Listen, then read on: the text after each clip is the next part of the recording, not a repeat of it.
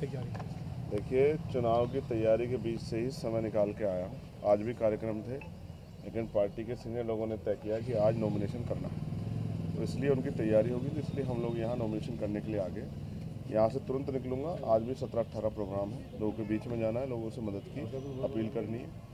चुनावी मुद्दे क्या रहेंगे? बहुत अच्छा माहौल है, बढ़िया जन समर्थन मिल रहा है, क्योंकि अब तक जिनको लोगों ने वोट दिया वो चुनाव के बाद कभी इनको ढूंढने नहीं मिले। और चंद्रशेखर एक ऐसा व्यक्ति है जो बिना बुलाए सबकी मदद करने के लिए पहुंचता है, तो लोगों में बहुत उत्साह है, बहुत प्रेम मिल रहा है। कई जगह तो लोग ये कहते हैं कि भाई पहली बार हमें मजबूत कैंडिडेट मिला है, जिसके सारे से हमें भरोसा है कि अगर वो आदमी आगे बढ़ के जाएगा तो पार्लियामेंट में हमारे क्षेत्र की आवाज़ उठेगी।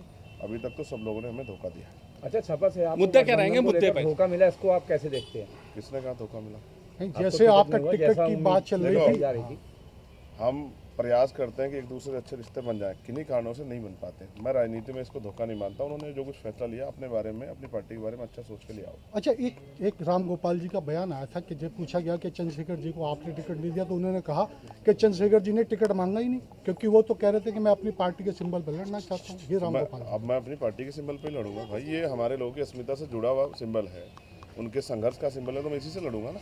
खैर, मैं उन पर कोई बात नहीं करना चाहता। उन्होंने जो फैसला लिया वो भी अच्छे लोग हैं, बहुत कुछ सोच समझ के लिया होगा और शायद यहाँ के हालात को देख के लिया होगा। अच्छा, गठबंधन से और आज पे कितना अंतर समझ रहे कि कितनी मजबूत लड़ाई है? अगर गठबंधन से लड़ते और आज अकेले लड़े तो मजबूत लड़ाई में क्या फर्क है? वोट तो जनता को ही देनी है भाई। नगीना लोकसभा के बाहर के लोग तो आके वोट नहीं दे सकते, तो जनता से गठबंधन हो गया और जनता में बहुत प्यार विश्वास है। यहाँ पिछले 1.5 साल से यहाँ की हर एक दीवार पे आज़ाद समाज पार्टी काशीराम और केतली चुनाव निशान लगातार छपा।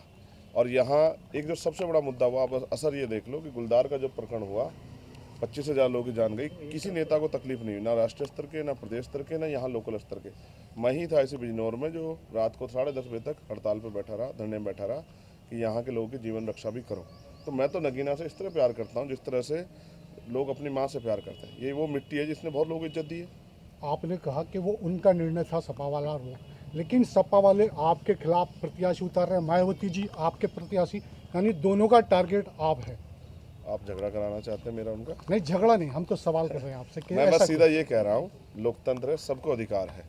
क्या आप वो अपने अपने प्रत्याशी उतारें और उनके प्रत्याशी जाके फील्ड में काम करें, उनके लिए मेरी मंगल कामना है। लेकिन हम इस नगीना की जनता के लिए काम करेंगे, क्योंकि नगीना ने बहुत लोगों को मौका दिया। नगीना के बारे में किसने नहीं सोचा, बिजनौर के बारे में किसने नहीं सोचा। आपका मुकाबला सपा बसपा या बीजेपी किससे रहेगा? मेरा मुकाबला तो मुझसे खुद से है। जितनी मेहनत करूंगा उतना ही समर्थन लोगों का मिलेगा। सीट पे क्या मीम से आप हाथ मिलाने जा रहे हैं? मीम के साथ चुनाव लड़ने? अगर कुछ किसी से हाथ मिलेगा तो आपको पता लग जाएगा। कोई काम बंद पर्दे में थोड़ा ही होता है, ये तो लोकतंत्र है। जैसे मैं आपको सवालों का जवाब दे रहा हूँ, ऐसे जो भी कुछ होगा आपके सामने आएगा। अभी तो यहाँ के जो किसान हैं, नौजवान हैं, बहन बेटियाँ हैं और तमाम जो गरीब वर्ग के लोग हैं, उनके हितों के लिए आज़ाद समाज पार्टी संकल्पित है। बहुत सारे चुनावी मुद्दे हैं जिन मुद्दों पे आपका ध्यान जाना चाहिए, जिन पे आपको भी सवाल करना चाहिए। यही नेटवर्क में मेरे एक साथी थे सलीम, जो पत्रकार भी थे, उनकी जान चली गई क्योंकि हार्ट अटैक आया उनको। जब मैं उनके घर गया मिलने के लिए तो उनके परिवार के लोगों ने मुझसे कहा कि कभी यहाँ के नेताओं ने नहीं सोचा कि यहाँ भी एक अच्छा हॉस्पिटल होना चाहिए जिससे कि यहाँ के लोगों की जान बच जाए।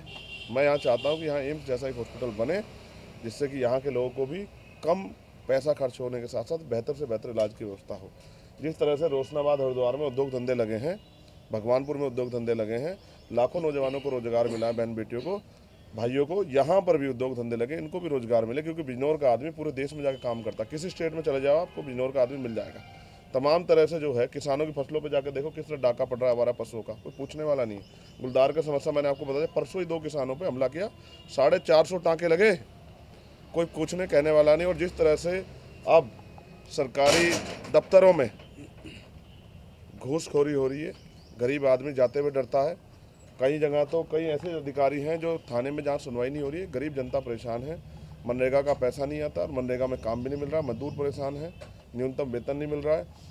तमाम तरह की जो समस्या है, ये तो बुनियादी है ही, लेकिन राष्ट्रीय स्तर पर भी जो समस्या है, सब पे यहाँ से मिली हुई ताकत का जो है लाभ हम जनता के लिए उसको काम करने का हम लोग करेंगे। चंद्रशेखर जी, उपचुनाव में खतौली में आप लोगों ने समर्थन दिया था गठबंधन को, उसके बावजूद आप लोगों को टिकट यहाँ पर नहीं, आपको गठबंधन ने कोई समर्थन आपको नहीं मिला, इसमें क्या कहना है आपका? हम हर उस व्यक्ति के साथ खड़े हैं जो भी देश बचाना चाहता है। देखो, मैंने एक बात आपको स्पष्ट कर दूं, पहले दिन से मैंने कहा क्योंकि जब मेरे ऊपर गोली चली, 4 गोली चली, किसी सदन में आपने नहीं सुना होगा किसी भी नेता ने ये कहा हो कि भाई अगर वो चाहते तो सरकार को ही घेर लेते कि भाई कानून व्यवस्था आपके यहाँ बहुत बेकार है, जितने लोगों का नेतृत्व कर रहा है उसी पे गोली चल रही है, आम आदमी का क्या होगा।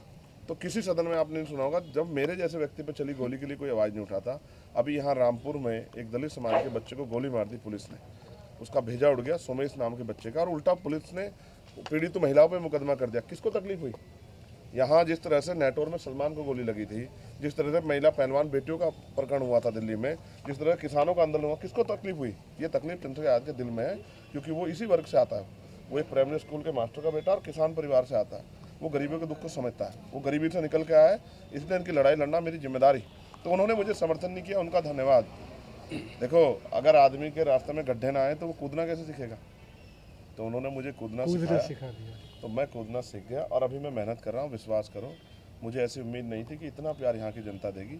जिस तरह मुझे बताया गया था कि नगीना वो धरती है जो सबको मौका देती है, उस तरह का मौका मुझे यहाँ के लोगों से प्यार और आशीर्वाद के रूप में चंद्रशेखर जी, एक आखिरी सवाल है। बदायूं में अभी एक कांड हुआ है, 2 लड़कों की गला काट कर हत्या कर दी गई है, आपका बयान उसमें नहीं आया। अब मैं फील्ड में हूँ, आपके सामने 1:30 बजे जाता हूँ, 2 बजे। नहीं, अभी आपने अब आप बताओ। मैं बिल्कुल कह रहा हूँ, कोई भी अगर अपराध करेगा तो अपराधी को सख्त से सख्त सजा मिलनी चाहिए। लेकिन आप ये तो बताओ कि ये भारतीय जनता पार्टी की सरकार देखिए जिसमें सरेआम गले कट रहे हैं। मुख्यमंत्री तो कह रहे कानून व्यवस्था बहुत अच्छी है। मैं फिर आपको कह रहा हूँ, ये जो सरकार है ये किसी की सरकार नहीं है, ये तो चंदे और धंधे वालों की सरकार है। ये लुटेरा गैंग है जो चंदा दे दो, ठेका ले लो, और सीबीआई ईडी इनकम टैक्स पर छापा लगे, वो चंदा दे दो तो वो बिल्कुल पाक साफ हो जाए। ये जो भाजपा की भ्रष्टाचार